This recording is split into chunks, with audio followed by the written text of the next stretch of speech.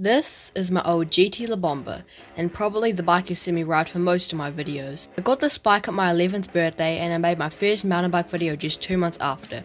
Fast forward almost 1.5 years later, as you can see in this mountain bike video, it is a massive improvement. But I'm a growing boy, and this bike was getting a little small and I felt like I was pushing my limit too much times.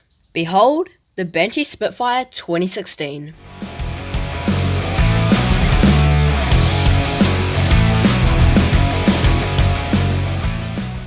I've actually had this bike for 2 months now, but wanted to hold it in view until I'd gotten a proper look at my bike. In fact, in my last video it was pretty clear that I was riding a new bike. So without any further ado, let's get into my specs and review.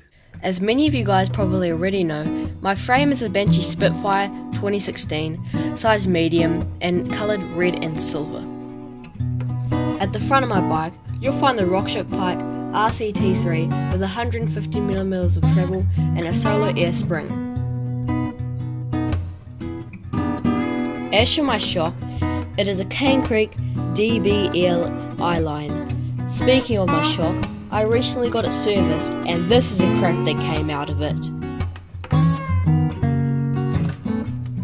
I also have Daiya XC cranks and an MRP chain guard along with a Shimano HD X11 chain. At the rear of my bike, you'll find a Shimano DYNA SYS11 derailleur, followed by a Shimano Daiya BR785 brake and a Pro 4 hub. For my saddle, I have a basic WTB seat with a RockShox Reverb hydraulic dropper post. Connected to that is a very nice cushioning air pusher along with a bell.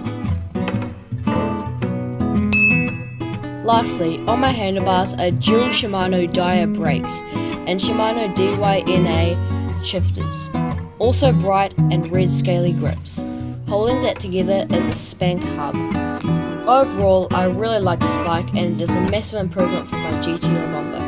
Speaking of my La Bomba, it is currently my brother's bike, but when he moves on, I'll probably turn it into a single speed and back into its original dirt bike in stock.